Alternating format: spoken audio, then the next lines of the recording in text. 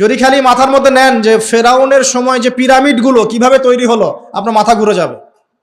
এখনো আমরা এটা মিস্টেরিয়াস, মানুষ বের করতে পারছে না কিভাবে তৈরি হলো। আমরা তো বলি এখন গণিতের যুগ, খুব এগিয়ে যাওয়ার যুগ। এত সহজ ছিল না এই পিরামিডের গাণিতিক ক্যালকুলেশন মেলানো। গত লেকচারে বলেছিলাম যে বিশ্বের সবচেয়ে বড় বড় সেক্টরগুলো, যেমন অ্যালগোরিদম, যেটা ছাড়া আপনি এই বিশ্বের কোনো ডিজিটাল বিষয় করতে পারতেন না, এটা আসছে মুসলিমদের হাত থেকে। এই যে জাহাজ শিল্পের কথা বলেন, এক্সপোর্ট ইম্পোর্ট পুরোটাই কলাপস করতো জাহাজ শিল্প না থাকলে। এটা এসেছে নূহ আলাইহিস সালামের হাত দিয়ে। বিশ্বের ইতিহাসে এর আগে কোনো নৌযান তৈরি করা হয় নাই, হয়েছে? হয় নাই। এই যে আমরা বলি যে কেমিস্ট্রির কথা, জাবর ইবনে হাইয়ানের নাম শুনেছেন কিনা? কেমিস্ট্রির যে পর্যায় সারণীর মূল তত্ত্ব তিনি দিয়েছেন। ভূগোল, এই ভূগোলের জিওগ্রাফিক্যাল ম্যাপসগুলো মুসলিমরা দিয়েছে। মেডিকেল সায়েন্সের কথা বলেন, ইবনে সিনার বইগুলো পড়ে দেখেন, ওগুলো ছিল বেসিক বই। আপনি পাটিগণিতের কথা বলেন, বীজগণিতের কথা বলেন, সবগুলো তাদের। এই যে আমাদের অ্যাস্ট্রোনমি, জ্যোতির্বিদ্যা, এগুলো মুসলিমদের হাতে। বিশ্বের এমন কোনো সেক্টর নাই জ্ঞানের, ফিলোসফি। এই যে আপনি রাজি রাহিমাহুল্লাহ তার বইগুলো পড়ে দেখেন, ইমাম গাজ্জালির বইগুলো পড়ে দেখেন, ফিলোসফির মূল থটসগুলো তারা দিয়েছিলেন। এখন কি হয়েছে, এগুলোকে সরিয়ে দিয়ে আমরা পশ্চিমা দর্শনগুলো চর্চা করি যেহেতু, আর সবাইকে গিলানো হচ্ছে এগুলোই সভ্যতা, এর বাইরে কোনো সভ্যতাই ছিল না। যে সভ্যতায় এখনো ছেলে ছেলেতে বিয়ে করে, এরা মানুষকে সভ্য বানাতে চায়। দুর্ভাগ্য এখানে, ওরা এখনো ছেলে ছেলে বিয়ে করে এবং বলে যে এটা হচ্ছে বাক স্বাধীনতা, ব্যক্তি স্বাধীনতা, ব্যক্তি স্বাধীনতা। তো যে কওমে লূতকে এই সমকামিতার কারণে আল্লাহ পাক মাটিটা উপরে তুলে আবার ধসিয়ে দিলেন, ওখান থেকে আমাকে এখন মানবতার শিক্ষা শিখতে হচ্ছে। এরা মানবতার ধ্বজাধারী হয়ে আছে এখন, যাদের হাতে সারা বিশ্বের হাজার হাজার না লক্ষ লক্ষ মানুষের রক্ত লেগে আছে, রক্ত, ব্লাড। এবং এই ব্লাডগুলো ইনোসেন্ট মানুষের ব্লাড, নিষ্পাপ মানুষের ব্লাড, নিষ্পাপ শিশুদের ব্লাড লেগে আছে। ওদের কাছে আমাদের শিখতে হচ্ছে এখন যে মানবতা কাকে বলে। এর চেয়ে দুঃখের আর কি আছে মুসলিমদের জন্য? যারা সারা বিশ্বে সুদ খাওয়াচ্ছে মানুষকে, ওদের কাছে শিখতে হচ্ছে যে অর্থনীতির প্রোগ্রেস কেমন করে হবে। কথা বুঝতে পারেন না হয়তো, বুঝবেন ইনশাল্লাহ একদিন। তাই আসলে বিষয়টা এমন না, বিষয়টা হচ্ছে যে ইসলাম আল্লাহ পাক দিয়েছেন প্রাচীন কাল থেকেই, এবং আধুনিক পর্যন্ত ইসলাম আছে। এর বাইরে কিছু মতবাদগুলো চলছে, এগুলোকে আমরা ইসলামের সাথে গুলিয়ে ফেলেছি আর কি। কারণ এগুলোর বাহ্যিক চাকচিক্য আছে, দেখে মনে হয় যে বস্তুবাদী সভ্যতা, mills and factories and finance, economic sector অনেক স্ট্রং, অনেক মিলিটারি পাওয়ার, পারমাণবিক ওয়েপন্স, এগুলো দেখলে মানুষের চোখ ধাঁধিয়ে যায়, মনে হয় যে বাপরে বাপ কি একটা অবস্থা, তাই না? এটা বিগত জাস্ট 200 বছরের হিস্ট্রি। এর আগ পর্যন্ত আপনি যা দেখবেন সবই ইসলাম। লাস্ট 200 বছরে কি হয়েছে? লাস্ট 200 বছরে আমরা আমাদের খিলাফা হারিয়ে ফেলেছি। মুসলিম যুবকরা নামাজ ছেড়ে দিয়েছে, সুন্নত ছেড়ে দিয়েছে, কোরআন থেকে আমরা দূরে সরে আসছি। ইসলামের দায়িত্ব দিয়ে দিয়েছি শুধু আলেম ওলামার কাঁধে, তারাই ইসলাম পালন করবে, আমরা এর মধ্যে নাই। ঠিক আছে? আমাদের মা বোনরা পর্দা ছেড়ে দিয়েছে, হাজরার মতো স্ত্রী নাই ঘরে, ইসমাইলের মতো সন্তান হচ্ছে না, ইব্রাহিমের মতো পিতা নাই, সন্তান হচ্ছে না। বস্তুবাদী, সারা জীবন দুনিয়া নিয়ে ব্যস্ত, বাড়ি গাড়ি, টাকা করে, স্ট্যাটাস, দ্যাটস অল। আমাদের এখন চিন্তা ভাবনা এরকম। যুবকরা দেখবেন এই যে ফিফা টিফা নিয়ে পড়ে আছে, নেইমার মেসি নিয়ে পড়ে আছে। ওদের চিন্তাই নাই যে আল্লাহ পাক যে তাকে পৃথিবীতে পাঠিয়েছেন দিনটা প্রচার প্রসার প্রতিষ্ঠা করার জন্য, ফিকিরই নাই। কেন হবে না আমাদের অবস্থা এখন এমন, সেটা বলে না।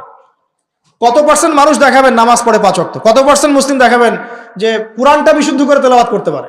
যে জাতি কোরআন তেলাওয়াত করতে পারে না, ওই জাতি বিজয় পাবে নাকি? একটা বই লিখে আছে, একটা কমন মানে একটা ফেস, অনেক বই দেখেছি, একটা বই দেখলাম সেদিন যে অমুসলিমদের ব্যাপারে বলা হচ্ছে তারা হচ্ছে একটা ওর্স্ট জিনিস, মানে যেটা একটা খারাপ জিনিস, এর সফল প্রচারক। আর মুসলিমদের ব্যাপারে বলা হচ্ছে মুসলিমরা একটা সুপিরিয়র একটা জিনিস তাদের কাছে আছে, মানে ইসলাম, এর ওর্স্ট প্রচারক, মানে খারাপ প্রচারক। মানে বোঝাচ্ছে যে ইসলাম আমাদের কাছে আছে না, সবচেয়ে পিওর একটা জিনিস, এই পিওর জিনিসটার সবচেয়ে খারাপ প্রচারক আমরা। আর ওদের কাছে আছে নোংরা জিনিস, ওই নোংরা জিনিসগুলো সেরা প্রচারক ওরা। উল্টা, আমি বুঝতে পারছি না মনে হয়। যত মতাদর্শ প্রচার করছে বস্তা পচা দর্শন, সব বস্তা পচা দর্শন, কিন্তু ওগুলোর খুব সফল প্রচারক তারা। আর আমাদের কাছে কোরআন সুন্নাহ আছে না, অভ্রান্ত সত্যের উৎস, আমরা এগুলোর প্রতিষ্ঠায় কিন্তু ততটা অগ্রগতি সাধন করতে পারি নাই। বাস্তব কথা, যা হচ্ছে এটা প্রয়োজনের তুলনায় নিতান্তই কম। যেদিন প্রয়োজন পূরণ হবে সেদিন ইনশাআল্লাহ অটোমেটিকলি আল্লাহ পাকের জমিনে দিন প্রতিষ্ঠা হয়ে যাবে ইনশাআল্লাহ।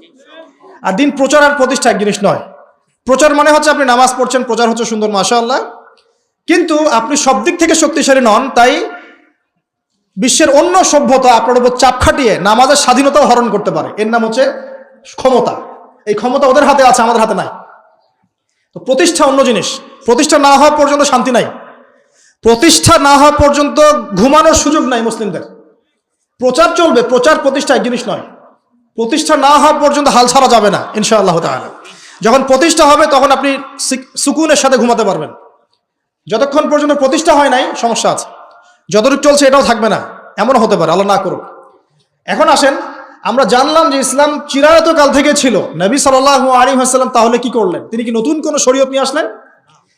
হ্যাঁ, তিনি শরীয়ত নিয়ে এসেছেন ঠিকই, কিন্তু তিনি মানে নতুন কোনো ধর্ম প্রবর্তন করেন নাই। আমাদের একটা ভুল আছে কনসেপ্ট, আমরা বলি ইসলাম ধর্মের প্রবর্তককে নিচে লেখা থাকে সাধারণ জ্ঞান বইয়ে মুহাম্মদ সাল্লাল্লাহু আলাইহি ওয়াসাল্লাম।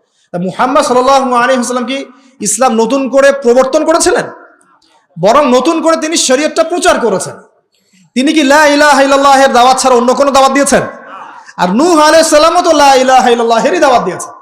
আদম আলাইহিস সালাম কিসের দাওয়াত দিয়েছেন? লা ইলাহা ইল্লাল্লাহ। প্রত্যেক নবী কিসের দাওয়াত দিয়েছেন? ফেরাউনের সামনে মুসা কি বলেছেন? আল্লাহ ছাড়া কোনো ইলাহ নাই, তুমি তার ইবাদত করো, তাই না? তাহলে প্রত্যেক নবী লা ইলাহা ইল্লাল্লাহের দাওয়াত দিয়েছেন। নবী সাল্লাল্লাহু আলাইহি ওয়াসাল্লামের সময় এটাকে রিফর্ম করা হয়েছে, মানে শরীয়তটাকে নতুন নবায়ন করা হয়েছে।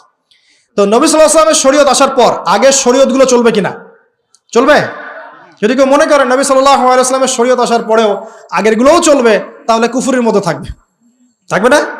এখন এখান থেকে আমি আপনাকে বাকি অর্ধেকের দিকে নিয়ে আসি, একটু খেয়াল করেন। নবী সাল্লাল্লাহু আলাইহি ওয়াসাল্লামের এই ইসলাম প্রচার প্রসার আর প্রতিষ্ঠা করতে 23 বছর লেগেছে। কত বছর? উনি যখন নবী হয়েছেন তখন আরবের সমাজটার মধ্যে শিরক দিয়ে ভর্তি ছিল। শিরিক আর শিরক, যে কোনো এমন কোনো শিরক নাই যেটা আরবে ছিল না আর কি। ঠিক আছে, স্ট্যাচু ওয়ার্শিপ হতে পারে, কবর পূজা হতে পারে, মৃত মানুষের পূজা হতে পারে, নাস্তিকতার চর্চা হতে পারে, সমস্ত শিরকের প্রকারভেদ আরবে ছিল। ওই সময়ে সুদের প্রচলন ছিল, ইকোনমিক সেকশনে মানুষ সুদ খাইতো। ওই সময় মদ ছিল, মদ মানুষ অ্যাভেলেবল মদ পান করতো। নারীর অবমাননা ছিল, মেয়েদেরকে খুব একটা মূল্যায়ন করা হতো না। আর গোত্রীয় হানাহানি ছিল, মানে গোত্রে গোত্রে হানাহানি। একটু অবজার্ভ করেন, এই 5টা সমস্যা কি এখন নাই? এখনকার বিশ্বে নাই, বরং শিরকের এখন গ্লোবালাইজেশন হয়েছে, হয় নাই? ইকোনমিক সেকশনে সুদের গ্লোবালাইজেশন হয়েছে না? এখন একটা জায়গায় সুদ সীমাবদ্ধ নাই, সারা বিশ্বের মানুষ খাচ্ছে, খাচ্ছে না? মাদক কি একটা জায়গায় সীমাবদ্ধ আছে? না সারা বিশ্বের মানুষ খায়? ছড়িয়ে দেওয়া হয়েছে, ছড়িয়ে। সীমান্ত অঞ্চলগুলোতে গিয়ে দেখবেন দেধার সে মাদকের প্রবেশ হচ্ছে, হচ্ছে না? খাচ্ছে কারা? এই যে নেইমার আর মেসির ফলোয়ার যারা, খাচ্ছে না? খাচ্ছে। এরা কি মুসলিম না মুসলিম? এদের বাবা মুসলিম না মুসলিম? তাহলে গরুর গোশত খেলেই যদি মুসলিম হয়, আর নাম আব্দুল্লাহ আব্দুর রহমান হলেই যদি মুসলিম হওয়া যায়, তাহলে আবু জেহেলও মুসলিম ছিল। কথা বোঝেন নাই? আবু জেহেলের নাম কি? আবুল হাকাম, জ্ঞানের পিতা। আপনাদের কি ধারণা যে আবু জেহেল আল্লাহ বিশ্বাস করতো না? আবুল লাহাব আল্লাহ বিশ্বাস করতো না? এটা ভুল ধারণা। আবু জেহেল, আবুল লাহাব, উতবা, সাইবা সবাই আল্লাহকে বিশ্বাস করতো। তারা বিশ্বাস করতো আল্লাহ বলে একজন আছেন, আল্লাহই জীবন দেন, আল্লাহই মারেন, এই বিশ্বাস ওদের ছিল। তারা কি মানতো না? আল্লাহ পাকের বিধান মেনে চলতে হবে, এটা মানতো না। বিধান মানার ক্ষেত্রে মন গড়া বিধান মানতো, এর নাম ছিল অমুসলিম, কুফার। ওরা কিসের বিরোধিতা করেছিল? ওরা মুহাম্মদ সাল্লাল্লাহু আলাইহি ওয়াসাল্লামকে বলছে যে তুমি কি সুন্দরী নারী চাও? দিব, আমাদের সব সুন্দরী নারী তোমাকে বিয়ে দিয়ে দেবো। তুমি কি টাকা পয়সা চাও? আমাদের সবার টাকা একত্রিত করে তোমাকে দিয়ে দেবো। তুমি কি ক্ষমতা চাও? ক্ষমতা, কাবা ঘরের চাবি তোমাকে দিয়ে দেবো। এগুলো অফার কি লোভনীয় না? আর নবী সাল্লাল্লাহু আলাইহি ওয়াসাল্লাম বলছেন যে আমি আপনাদেরকে আরেকটা প্রস্তাব দেই, এটা যদি মেনে চলেন তাহলে আপনারা আরব আজম উভয়ের রাজত্ব পাবেন, নেতৃত্ব পাবেন।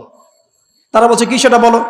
তখন তিনি বলছেন কুলু লা ইলাহা ইল্লাল্লাহ তুফলিহুন। আপনারা খালি বলেন যে লা ইলাহা ইল্লাল্লাহ, আল্লাহ ছাড়া কোনো ইলাহ নাই, মানে আল্লাহ ছাড়া কোনো বিধানই নাই, আল্লাহ ছাড়া কোনো উপাস্য নাই, মানে জীবনের প্রতিটা ক্ষেত্রে আল্লাহ আল্লাহ ইলাহ, তাহলে সফল হয়ে যাবেন। তারা এখানে মানতে চাইলো না কেন? কেন মানলো না? আল্লাহ বিশ্বাস করার পরেও কেন মানলো না? আমি দলিল দিয়ে কথা বলছি, শোনেন। আবু জেহেল যখন বদরের যুদ্ধ করতে যাচ্ছে, বদরের যুদ্ধ করতে কার বিরুদ্ধে গিয়েছে? মুহাম্মদ সাল্লাল্লাহু আলাইহি ওয়াসাল্লামের বিরুদ্ধে না। বদরের যুদ্ধ করার আগে আবু জেহেল গিয়েছে কাবা ঘরে। কোথায়? কাবা ঘরে।